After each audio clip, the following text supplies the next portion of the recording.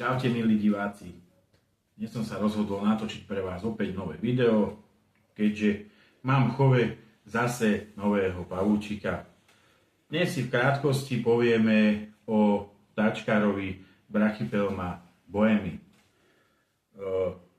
Tento pavúčik je pôvodom z Mexika, je to zemný druh, je naozaj krásne sfarbený a medzi miestnymi sa nazýva aj ohnivá kolenná tarantula, pretože má krásne oranžové až červené síte končatiny a takisto aj oranžový až červený carapax.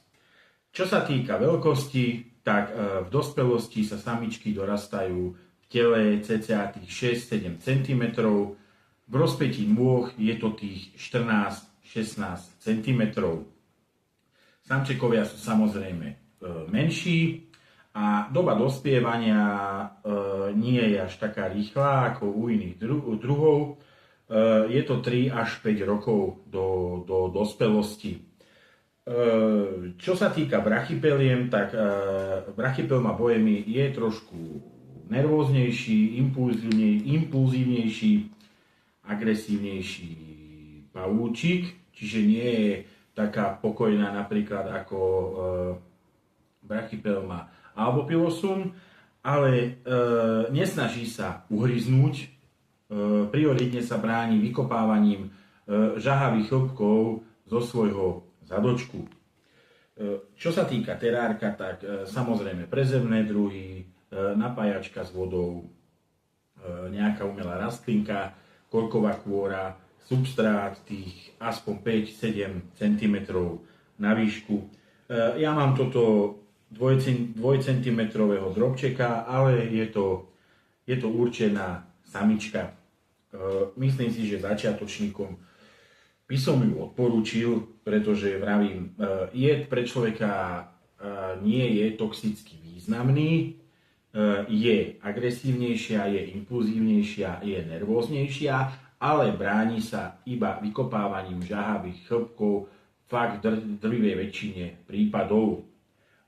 Takže pôvod Mexiko, veľkosť 14-16 cm v rozpätí nôh, zemný druh a teda aj terárko pre zemné druhy. Ja som si už pripravil, už poznáte tieto nádobky moje, to jej bude úplne stačiť.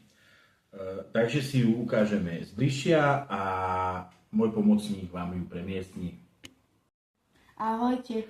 No, takže si ju ukážeme zbližšia. Vidíte. Krásne. Teraz to na videu nie je tak vidno. Krásne oranžové končatiny, carapax tak isto a abdomen, brúško, riťka čierne. Pomerne pokojná teraz. Takže si ju môžeme premiestniť do tohto pripraveného terárka.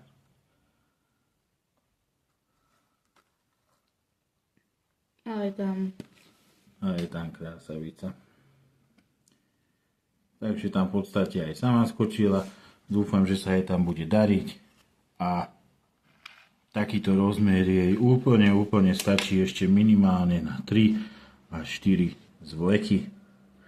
Takže začiatočníkom by som odporúčil, samozrejme je to Brachypelma, nie je tak kľudná a ľahostajná ako albopiloska, ale aj keby už neviem ako, že proste ju rušíte, že by vás uhryzla, tak ten jed nie je toxicky významný pre človeka.